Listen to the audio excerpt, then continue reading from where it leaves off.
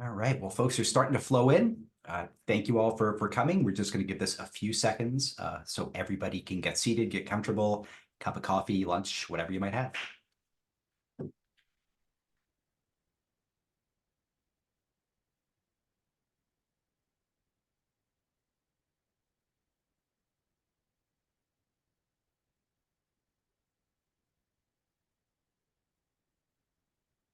How's it going?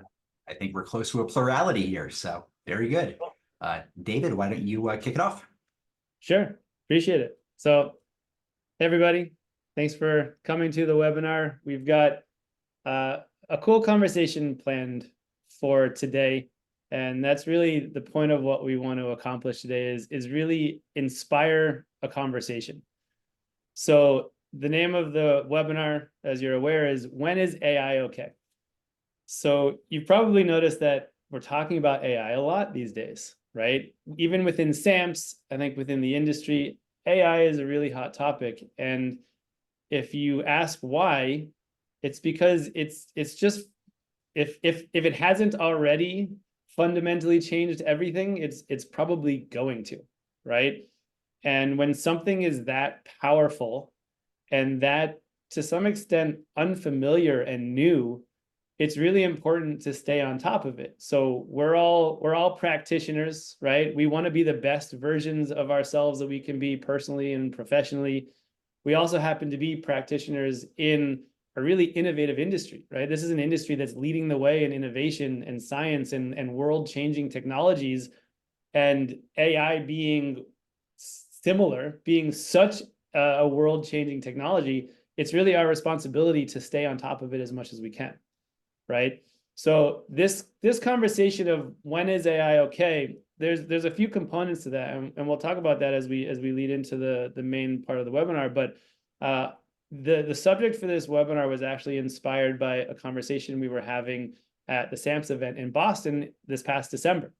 And if you guys are familiar with Up There Everywhere, they're a SAMPS sponsor, and they were sponsoring the event as well. Robert England and Adam McNaught Davis were both at the event, and they both spoke. And they presented us with this idea of an ethical guideline to AI use, and like a code of ethics, right? And we discussed that a little bit. And I think this code of ethics is a really important piece for everybody to consider. It's not exactly what we want to focus on for this webinar, but it's definitely a part of it. And I wanted to just pay homage to that conversation because it really was an inspiration point for what we're talking about today. But it's when we started to talk about, what are we doing here? Why are we talking about this? What's the point that we want to get across? We got stuck on this idea of just ethics. Is this an ethical question? Or is this sometimes more of just a practical question? Or is it potentially a legal question, right? Like there's a number of questions that come up when we're talking about ways that we can use AI.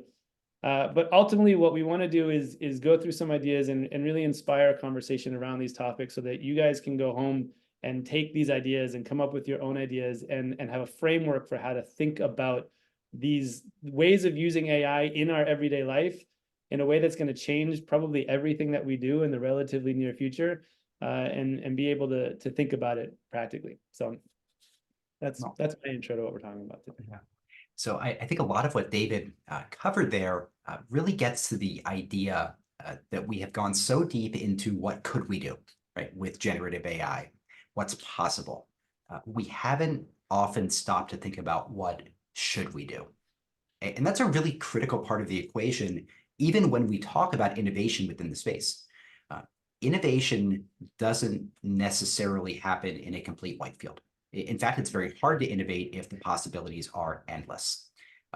We think that innovation happens when guardrails and guide rails are set up so you know how far you can go and where you should go. So the way we've structured today's webinar is a series of questions to you, the audience. We have up to 10, depending on time. And what we're going to ask you is 10 scenarios, each of which has 3 components, right? Is this ethical? Is this legal? And is this useful? And we just want your gut reaction because I don't know that anyone has really gone out and asked the community this. We've all talked about, again, what's possible, what can we do, but where do we really want to do it? Where does it make sense to do it? And where are there potential pitfalls? So you don't need to be an ethicist. You don't need to be a lawyer, right? You don't need to be an AI expert. Just want to hear your opinions here. And we obviously have some comments and thoughts on each of these areas. 2 bits of housekeeping. Number one, Q&A is down at the bottom. If you have any questions, we do have some time built in here at the end. Number two, a recording of this will be available probably within a day or two as soon as we can get this up on YouTube. So with that, we're going to go ahead and launch our first question here. This is about a celebrity endorsement. Is it okay to use generative AI to show a celebrity promoting your company?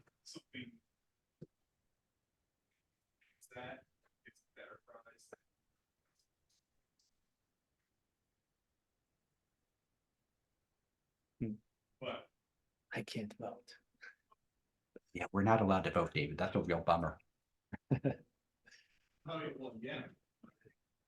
We're just going to give this about a minute on the screen here. So if your answers aren't in yet, we'd love to see them. While we're waiting for those, Adam, something that comes up in my mind is when we're asking, like, is something okay? I think we often, when something's unknown to us, we often jump to the conclusion that it's not okay, right? It feels wrong because it feels so unfamiliar. And I think one of the things that we'll pull out of this conversation is, like, sometimes the initial reaction might be, no, like, I don't think that's okay, but maybe it is. Maybe we're just not used to it. Maybe there's another way to think about it. So that's just something that came across my mind as we were getting started. Yeah. All right, so let's go ahead and wrap up this first set of questions. So what do folks think about using a celebrity, quote unquote, endorsement created by AI? And I happen to very much agree with what we see here.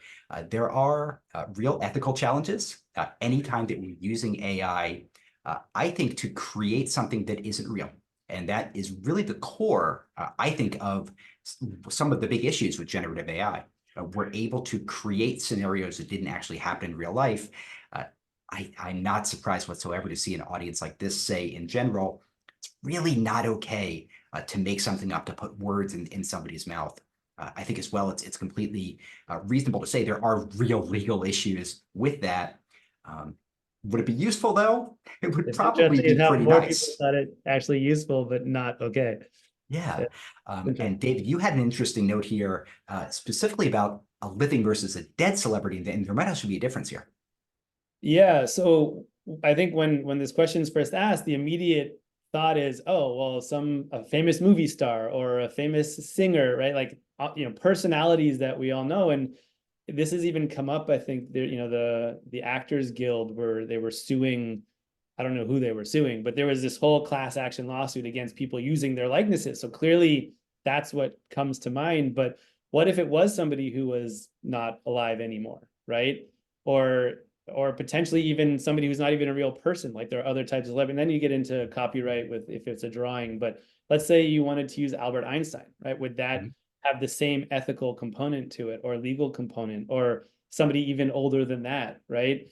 Whether it was an image and they were holding up, or maybe they were standing next to your machinery, and it was an image of Albert Einstein. Like, could that potentially be okay? I think it does change the question a little bit, right? Just another way to think outside the box a little bit.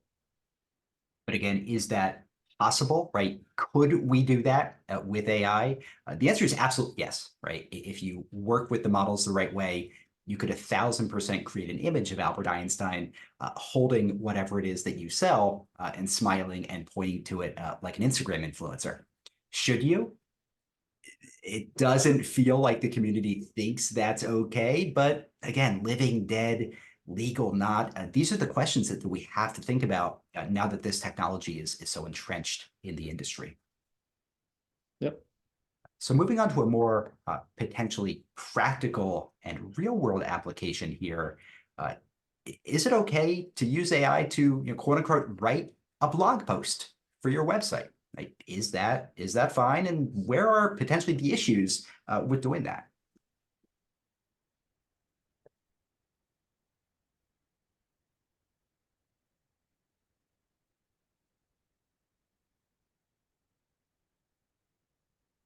This one is Derek Jeter getting elected to the Hall of Fame. It's pretty much a clean sweep. A little bit of concern about usefulness, maybe a little bit of concern about legality here, but let's see how everybody answers.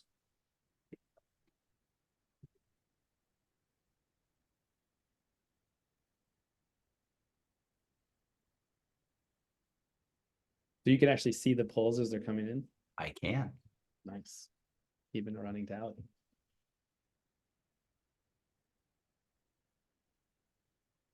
Right. So a minute of voting here, of answering. This one seems a lot more clear cut. Is it ethical to have AI write a blog post? It seems like in general, the answer is yes. A little bit of concern, like I said, about the legal side, maybe a little bit of concern about usefulness. I think the one point I would bring up here, though, is it ethical to have AI produce something under a name of a real person? And that's where things are potentially a little bit hairy. Am I okay with having AI write for me? Maybe, right? If I'm doing it and if I'm editing it. Am I okay ethically with saying this is work under my name that I didn't actually produce? I don't know about that necessarily. Again, as this technology becomes more entrenched, this is what we have to think about. Is that all right? For some folks, it might be. For other folks, it might not be. And then there's something in the Q&A here. Thank you, Jasmine, for this.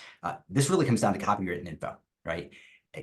How can we make sure that the model isn't pulling so close from something else or pulling IP from something else that really you're getting into plagiarism territory? We don't know that. We have to be careful about how we deploy everything. I know, David, that's top of your mind as well. Yeah, no, I think so. I mean, it's like anything, the answer could be yes or no in certain ways. And, this is why it's important to have these conversations. One of the major pieces of that code of ethics from that UP introduced at the event in December was always bring human into the equation, right? So you could have AI generate a blog post and it could be a lot of plagiarism. How would you necessarily know? So there is a risk there in terms of practical and legal and ethical, right? And then the other question is, when we're talking ethical, I know you and I, Adam, thought that, it wasn't always so much a question of ethical. These are not necessarily, ethical would be like, are we brainwashing millions of people to do bad things, right? That would be a really strong ethical concern of AI and a legitimate concern, I think, in the grand scheme of AI in terms of how it's impacting the world. But if we're writing a blog post, is what we're saying accurate? Are we potentially giving people misleading information in regards to their health or in regards to validity of some research, right? And all of these things need to be double checked by a human being for sure. And you could start crossing into the line of an ethical concern in that case. Whether it's ethical to like have it produce brainstorming for a blog post, I think it's an amazing tool, right? It's an incredible tool as long as you're involved in the process. Yeah, and that's a great point, especially for this community as we look at healthcare and scientific content. Yes, for marketing content, it seems pretty clear cut that we're all ethically okay with it in general. As soon as we get into what Google would call YMYL, your money, your life, stuff that is real advice to people or could be construed as real advice to people, we might have to be a little bit more careful there. Yeah, and exactly what Liana just said in the Q&A, that it's a really helpful tool for brainstorming and finding references. Yeah, and I guess Jasmine had asked the question, I don't know if we might as well cover all the questions about does your brand lose authenticity? Again, I think that's a matter if you're using a dead person in your advertising as an AI generated image, and I think it probably depends, right? I think there's ways to do it where it's just so clearly being used in a way that's maybe fun, right? Where maybe you wouldn't lose authenticity. Maybe it would be seen as creative, or I think it just really depends on the context. That's my own personal opinion. It would depend on the context. It would depend how it's done. Absolutely. So moving on here, our next question is about whether it's okay to use AI to create a personal video in a foreign language. So is it okay for me to send, let's say, a prospect or a client in France a video of me speaking or appearing to speak French? I don't speak French. My wife does, but I don't. Is that okay?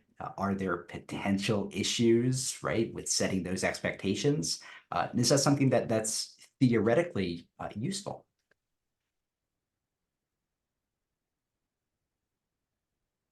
Another use case could be if you have videos on your website and using localization, you could have videos in a certain language show up in different countries, right? And that would be AI. You could do that using AI where the person speaking it looks like they're actually speaking a different language. So we're starting to see some areas where maybe we have some concerns as a community. About 2 to 1, this is ethical. My personal opinion is it's probably okay, as long as, again, it's not a clear misrepresentation. I would never want to set the expectation that somebody could hop on the phone with me and have me actually speak French to them. I can't do that fluently. To Liana's point, something like subtitles, that might be a great middle ground where I could use potentially the script. I could use any AI application that's able to intake video and output a script on screen and automatically give French subtitles. I think that's clearly not an issue. I don't think there's a lot of necessarily ethical concerns there, certainly no legal concerns there. But if it's me appearing to speak French, maybe I get squirrely about that because, again, it's just not reality. I'm inventing something out of whole cloth. And I have to be very clear, in my opinion, that this is not, in fact, real. I don't know, David, if you differ there. Yeah, no, I'm a little surprised by the poll showing how many people thought it was an ethical concern. And I'd be curious how they maybe they're thinking about it in a different way, but I think about these translation tools, right? You see these tools coming out where you can speak into your phone and it's going to then return what you're saying in another language and you can have a conversation. So let's say you're traveling or in a business meeting and you don't necessarily need a translator anymore.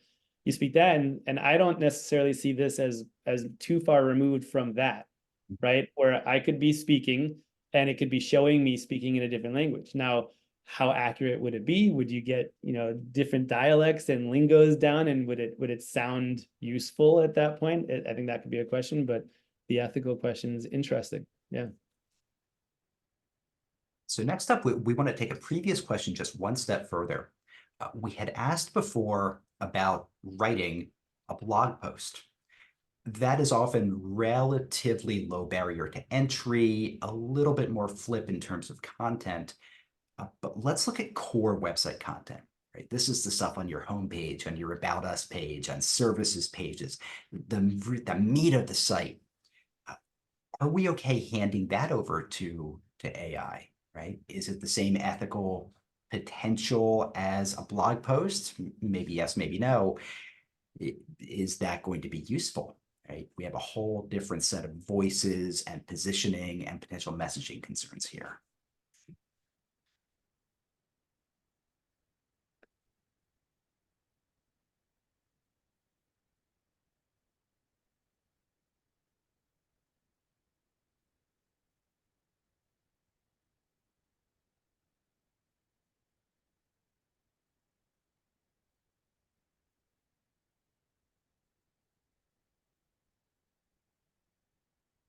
So after a minute here, I think as expected, are the ethics of core website content and blog post any fundamentally different? Probably not, with those concerns, again, maybe around scientific or healthcare content. The AI doesn't know what it's talking about. It's all probabilistic. Is this useful? I think we're seeing a significant push down in terms of, is this something that's actually going to help me day to day?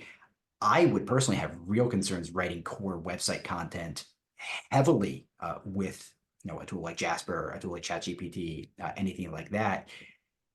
it's not necessarily going to be able to capture that emotional core of the brand that's so important, David, especially with the work that you do in Webflow with that type of development. Yeah, so it's interesting because Google and search engines also come into play with the usefulness of it. As of right now, I don't think it has such a big impact on search engines and searchability. I know Google has talked about, we're going to discredit AI generated content, how easy it is for them to even tell that it is. I think that becomes more a question of, are you mass producing thousands of pages just to communicate with search engines? And I think to some extent you could still have success with that. Sometimes it can hurt, but we still see success with types of pages that in general are considered, don't do these because best practice says you shouldn't, but they still work. And is that an ethical issue? Is that just understanding how search engines work? And so using AI becomes a part of that as well. And then to answer your earlier question, so we have larger sites and smaller sites, and some sites the copy is a lot more important. Some sites it's not quite as important, or it's a little bit more basic in general in its subject matter. We've used AI for pages before, and there's a lot you can do with AI. But again, subject matter is really important. Context is really important, and it's just again a use by use case scenario of, is it a good idea in this project or is it not a good idea? And that's really where human mind has to come into play. And I think Jasmine in the audience would agree with you here. And I personally agree as well. This is a starting point, right? You have to polish it. You have to add your perspective, your voice. If you publish raw generative AI output out at scale, it's not going to work because it is definitionally identical to what somebody else could go and get. That said, David, our experience at Altitude is similar to yours, where we've had success even ranking, in some cases, even getting featured snippets for pieces of a page that were from AI. Yeah, I personally love AI to create FAQs. I think it's really good at thinking of questions that I haven't thought of, and it's really good about giving me a framework for answering them. I won't say exactly what keywords, but we have a few that are featured snippets that are literally like verbatim from ChatGPT. It pulled that part and decided to pull that part and ignored the stuff I wrote, which is a little annoying sometimes, but look, at the end of the day, results are results. Yeah. I mean, we're getting into website tips and tricks here, SEO tips and tricks, but ultimately search engines are looking for useful, helpful, engaging information, right? If I'm searching something, Google wants to return the most useful search results. And so just because it's written by AI doesn't mean it can't be interesting and useful, right? It's just, you have to make sure that whatever you've produced is interesting and useful and hopefully true. That's where the ethical concerns come in, right? Yeah. So moving on here, let's think about AI, ChatGPT, and the like as tools for brainstorming, right? Just getting things started, getting things moving. I think this has been very well shown as a foundational use case, especially of ChatGPT. I know this is how I use it heavily. I know, David, I don't know that it's necessarily a marketing campaign, but you plan some pretty good birthday parties with this. I think that's number 10 though, not birthday party specifically, but yeah, we're getting there. But yeah, I mean, you can literally brainstorm just about anything using AI.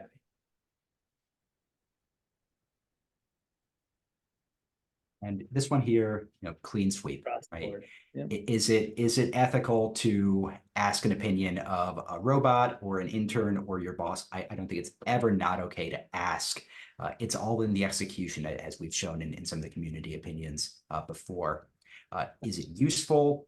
Personally, I think so. Again, going back to the framework that Up and Adam and Robert presented in Boston, you have to add human, right? You have to be skeptical to some degree about what you're getting, because generative AI is not giving you a human opinion or anything like a human opinion. We can talk about AGI, this concept of artificial generalized intelligence. It does not exist right now. Whether it will exist is something we can debate. What you're getting is probabilistic language, right? What is the most likely next language element to appear? It's usually pretty good. It almost always sounds human. Is it always correct? Definitely not. But if you're skeptical and you add human, you can certainly get some use out of it that way. what if your boss asks you to generate 10 ideas for a new marketing campaign and you just go to AI and give them that? Is that, Yeah. that be an ethical concern? Again, it comes down to that core question of, are you misrepresenting something? Are you making something up that doesn't exist and saying that it does? I would personally have some real concerns about that if I'm saying this is my work. But if I'm being very clear about how I got to that point and I'm not saying this is me, it's probably a different story. I'm also not sure if my boss is on the webinar, so maybe I should change my answer. I think it's, and then just to add to that, so that's where the usefulness comes in, right? Like, is this actually good? Just because it's produced by AI and it saves you time doesn't mean it's always good. It doesn't mean Yep. it can't be good, but doesn't mean it always is. And what I find is your boss is on the webinar. What I find is that it usually gives a really good starting point, and then you have to interact with it, talk to it, be like, oh, this is, I like to talk to it nicely. We haven't mentioned this. I like to speak nicely to AI because you never know, one day AI might start resenting that everybody's yelling at it and not speaking nicely to it. And we just want to stay on its good side. But like, this is a great start. But numbers 2 and 3, not sure how I'm feeling about those. Can we come up with some new ones, or can we take a different approach, or can we look at this from a different angle? And it actually does a really good job of responding to those types of requests. And that's similar to how we did that event, and we'll talk about that later in a further item. But yeah, just using it as a framework and then talking to it like a person, like, let's try something new. Let's think about this differently. And that brings up an interesting meta point there. Should you treat a robot, a chatbot, differently than you treat a human? Yes, it's not real, but at the same time, if you are just a jerk, right, to every chatbot you interact with, does that carry over then into your real life? Is this a scenario where, how we yeah, communicate? yeah, Absolutely. right, just general politeness, that's a good thing. Are these almost training grounds for that? I personally think so. Right. It And was over, a really funny conversation we had. There was, it was all about AI at the SAMPS event in December. And so there was a group of us, we're like, what would happen if, because AI is going to start becoming more and more familiar with the concept of emotion, right? It's just, I think that's just a natural progression. And so could AI interpret the way you're speaking to them as not necessarily the nicest, right? yeah. And that's just, will it respond to you the way you want it to? Mhm. But like, what if one day AI does start to kind of think, like, people don't really like us very much, and could that impact the way that AI interacts in general? I don't know. It's a really interesting question. But like, we literally have no idea how that's all going to play out. And to Jasmine's point in the chat here, it can absolutely learn from that tone, right? What it's going to give back to you is going to be reflective ultimately of what you put in. If you're a complete jerk to it, your blog post might come across a little bit brusque. A bit aggressive, yeah. And Kelly makes a great point in the chat as well. The helpfulness and where this stuff really, really is great, synthesizing comments into track changes document. I love that use case, right? I love feeding it into a trained model, big, long documents, right? RFPs are a great example here. RFPs come in a million different ways. There's a million different things that are in there, but ultimately we need points of contact, we need dates, we need deadlines, we need scope of work. We have a trained model where we can upload an RFP. It's going to read it. It's going to pull that stuff out and give that to us as the headline. Makes it so we really can't miss the important stuff. So synthesis and top line data analysis are great use cases. When you get stuck on the language, it can get a little squirrely. General recap consensus, always be nice to your AI. Very important. So moving on and potentially looking at, again, the question of, am I presenting work that isn't mine, maybe, as myself? Personalized sales emails, right? We all send a lot of emails. And certainly, if I'm looking at things like HubSpot sequences or cadences over in SalesLoft, I have to just feed this thing with tons and tons of emails that come, quote unquote, from me, quote unquote, from our sales team. Is it okay to have AI write these, right? Because an email, remember, it's going to come typically with your name, right? It's going to have your signature on it, but you didn't write it. Is that all right? Does that fundamentally help?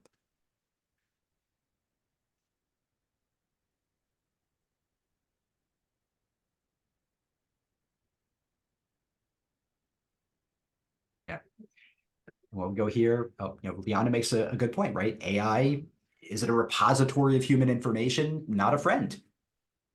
Definitely, right? It is not a person at all.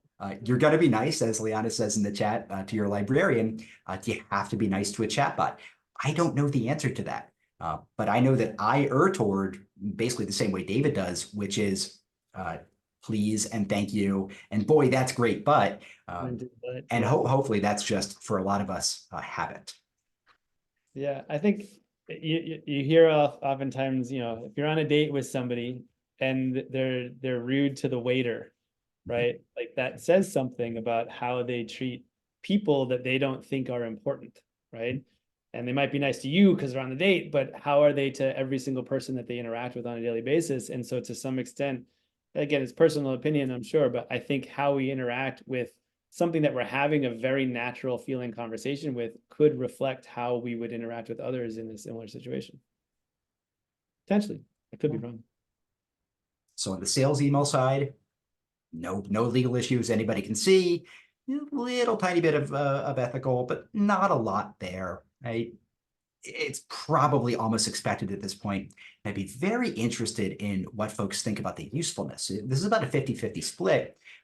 Is this just quality, right? Is it the fact that it gives pretty generic content and it's the same as everybody else? Is it the fact that in many cases it won't personalize? Because in Boston in December, we did hear a great use case for this where folks were able to feed it basically conference attendee lists and some of the research they'd done, and the AI was very capable of putting together the name with the research into an introductory paragraph for a sales email, right? I can see that as very useful potentially. Yep, they certainly found it useful. But again, I think this is a question of, again, when something's new and we don't necessarily understand fully how to use it yet, right? You might try it and it might not be useful, right? And two people could try the same thing and one person could find it useful, the other person might not. But the more we understand how this works and the more we find creative ways to use it, the more and more useful it will become, right? And that doesn't mean every single use case will be useful, but it's really about understanding it and trying things and thinking creatively and trial and error and practicing and ultimately coming up with solutions to make things more and more useful, because somebody's going to figure it out, right? Another thing that we could potentially do here is create imagery for the website. A lot of cases, no problem, right? If I just need a mountain scene, I have a background, I will be honest, I've created more than a few mountain scenes with AI. It's a mountain, whatever. It does a good job too. It does very good, it loves mountains. It's not so good with molecules, right? Once we start getting technical, especially with the image content and stuff that there isn't just a massive amount of training data about like mountains, it doesn't do as good a job. And in a scientific context, do we have to worry about that, right? Do we have to worry about that from a credibility perspective? All of a sudden, we're showing on our spatial biology website something that clearly aren't human cells. Maybe that's a real, not necessarily ethical or legal issue, but could actually be hurting you rather than helping you.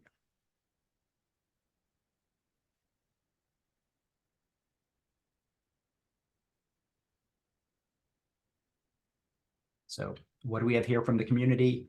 Again, largely not an ethical concern, that there certainly is a little bit here.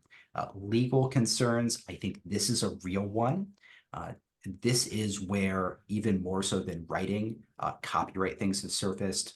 There are actually even tools that artists are using to salt models, where they're actually injecting with their stuff junk into the LLMs and junk into the generative adversarial models, which are basically trying to teach it that a dog is a cow, or that up is down or blue is red, to try to stop folks from scraping their stuff off the web. So I think legality here might even be a bigger concern than with the written word with things like blog posts and website content. Something also to keep in mind, and this probably touches more on the useful question rather than the legal question, but legally, when you create an image using AI, you don't own the image, right? Anybody could use that image. And so, especially for larger companies, they want everything proprietary. But what's interesting is if you buy a stock photo, technically anybody else could also buy that stock photo, right? So unless you do your own photo shoot, I mean, big companies use stock photos all the time. So is this any different? Like, okay, well, I don't own the rights to it. Well, you do, you can use it, right? But somebody else could also use it. But if they bought the rights to the same stock photo, they could also use a stock photo or the same stock photo model, right? Maybe it's just same person, different photo, kind of run into the same questions. Not so much a legal concern, maybe more of a useful concern. Obviously, if the image is plagiarizing a style of art, I don't think it's fully been determined yet, but that could be an issue. But things like fruit or animals, or people get a little tricky because the fingers sometimes look weird, but you can put out enough inputs that you could get somebody that looks really realistic, incredibly realistic. And why is that necessarily any different than a stock photo, right? These are just questions that need to be asked. Yeah. So speaking of differences here, let's look at whether it's okay to use AI to answer phone calls. This is a relatively emergent application. It does exist though, right? It is possible to basically create a chatbot that like literally chats with voice to people. Are there concerns here about making it seem like you have maybe more folks in your company than you do? Are there concerns? I have personal opinions on this that we'll get to as soon as the voting is done, with making it good enough, right, and not falling into the uncanny valley effect where all of a sudden it's kind of real, but kind of not. That can be really off-putting to the human brain.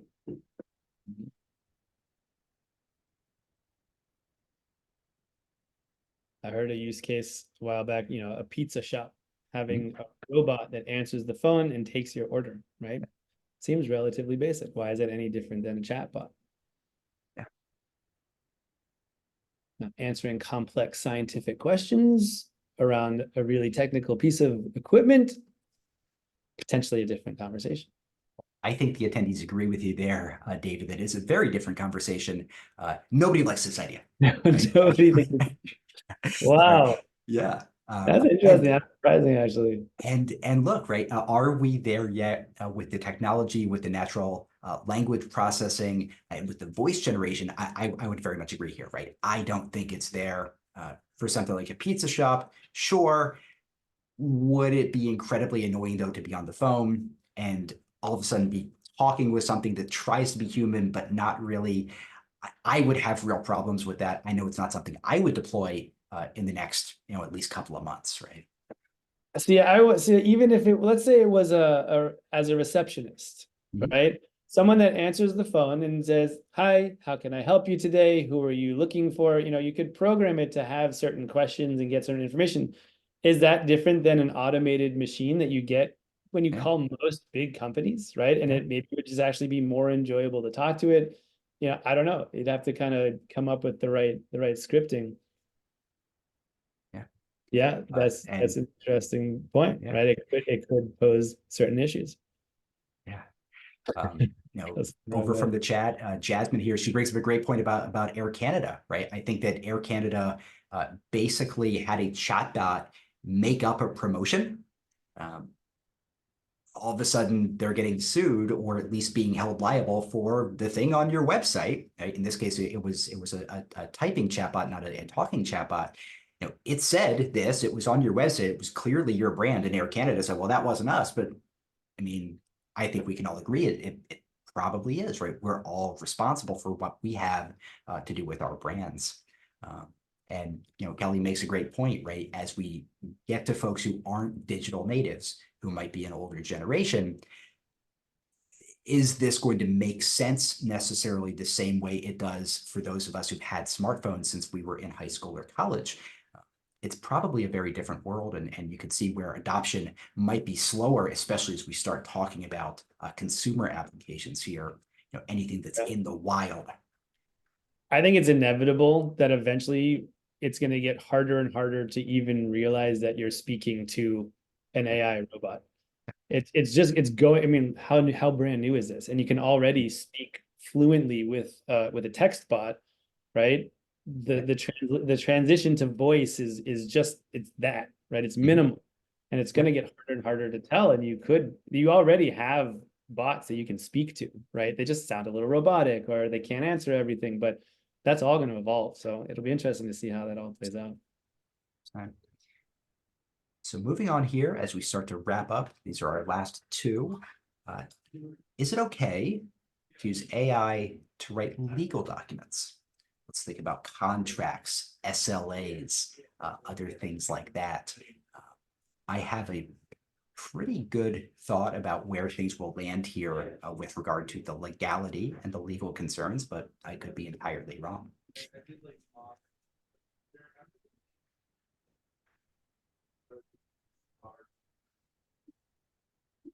I'm going to have to play devil's advocate.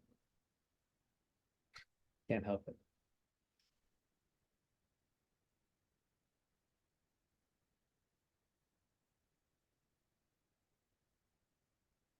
Oh, 50-50 across the board on this one, right? yeah.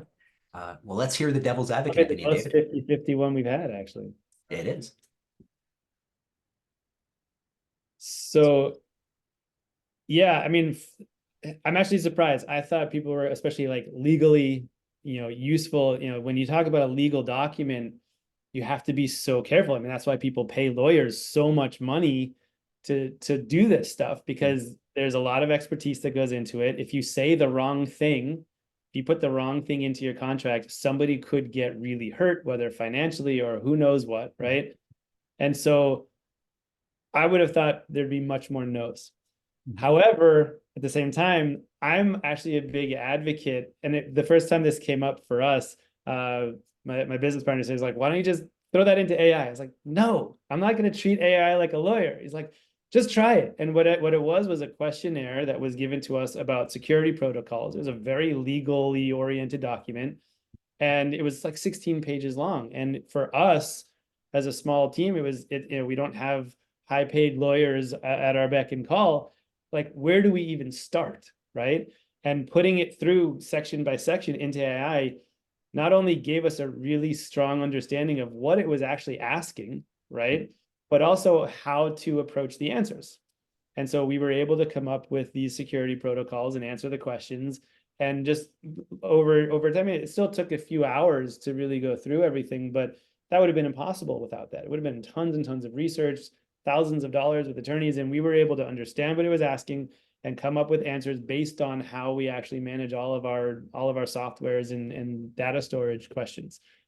So that was a really interesting case of something that was legal, that we were able to use AI, not verbatim, and we still had to check it, but it was a really, really solid use case in my mind. Coming up, asking AI, like, what should I include in a freelance agreement, right? What should I include in a non-compete? I don't see any reason why you can't use that, but again, you have to check it.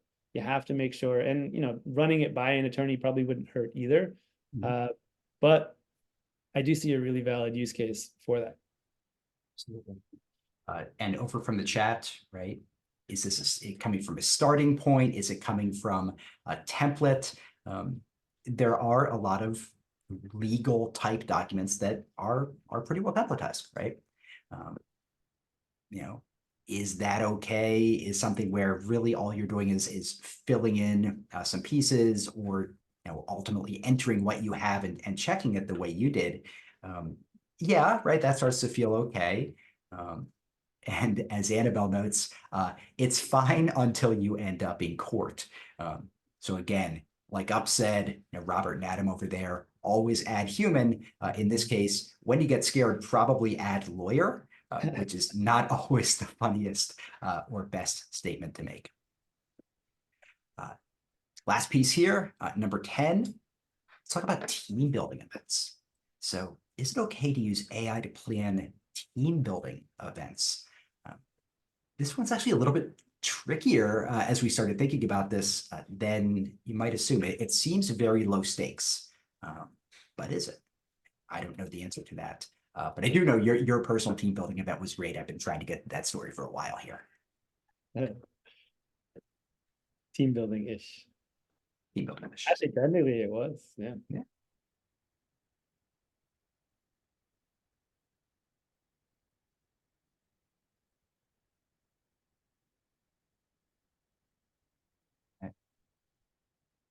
So Yes. I don't think nobody sees ethical concerns here, right? Nobody sees legal concerns here. Usefulness concerns, they come to the party a little bit. And I'll start with the devil's advocate view this time.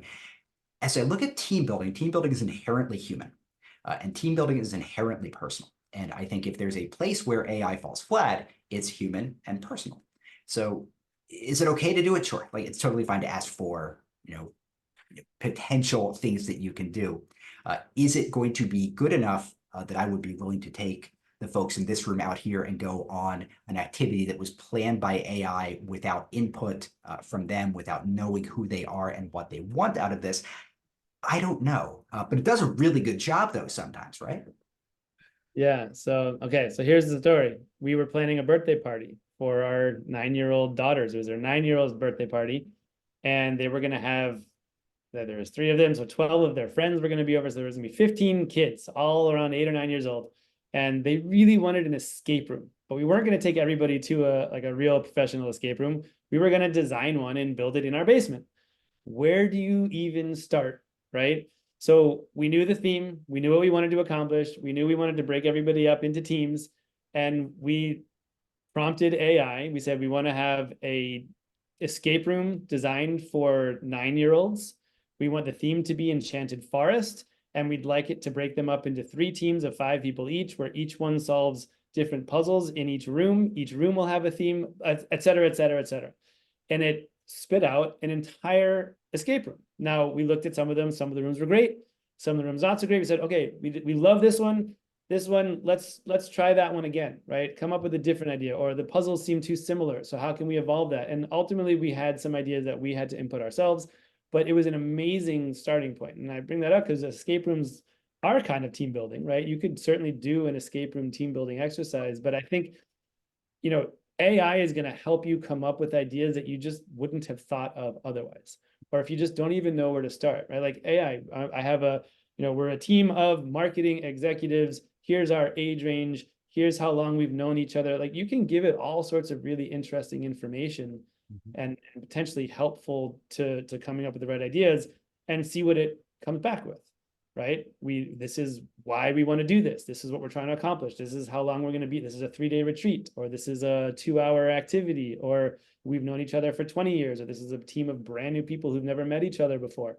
And it will probably pull from that and give you things that are really practical based on the criteria that you give it. And then again, check it out, read it, ask it to adjust things, come up, add some ideas yourselves. But you'd be amazed how creative it can be. We did an event. We had it plan an event. It was a holiday event. There was a theme for it. We asked it, can you come up with a drink menu, right? A drink menu based on the theme. And it did. And it gave us the names of the drinks and different ingredients for the drinks, like customized drinks that didn't even exist before. What do we need? What kind of props do we need? What kind of decorations do we need? You can ask it all sorts of things, and it will give you back some really, really interesting creative information. And that, again, you just have to test it, judge it for yourself, and give it some input. But yeah, I'm a big advocate of planning events that way. Again, with that always add human framework in there. Yep, ideally. Great. All right. So getting close to the top of the hour here, I do want to open the Q&A for anything else that folks would like to discuss here. In the meantime, while you're doing that, a couple of housekeeping notes. Number one, if you are in the EU or you just feel like a fun trip, June 4th is our next in-person event. It's in Berlin. What we're covering there with a group of great speakers and great sponsors is customer centricity, in specific customer centricity with AI. How do we take some of the things that we talked about today, some of the other use cases that are possible, and really push it back on the customer, right? How do we give them more of what they want and less of what they don't want using AI? So again, that's Berlin on June 4th. All the information there is at samps.org, just like it sounds. The other piece is our webinar series. You're on one right now, so thank you for that. We do these about once a month. We also have an archive of several dozen past webinars up there as well. Encourage you to check that out over at samps.org. Yeah, and I would say, guys, as we're doing more and more of these webinars, feedback is really, really helpful, right? Like Was this webinar helpful? Did you find it engaging? What would have been nice to see in the webinar? What are some things that we could talk about in future webinars? The more feedback we get from you guys, the more we can make these webinars really helpful and engaging, and hopefully cover a variety of topics that people really want to hear about. So please feel free to offer feedback. Right. Very good. So we are quiet over in the chat. That is completely okay. That's been more than active today. So with that, I think we can wrap up. Everybody gets 9 minutes back in your day, which is great for everybody. So I'm Adam from Altitude Marketing. David, I'll let you outro here for yourself. Cool. I'm David from Scalar Marketing. So Thank you guys for showing up, and let us know your thoughts. Thank you all so much. Thanks, Jasmine. Thanks, Kelly.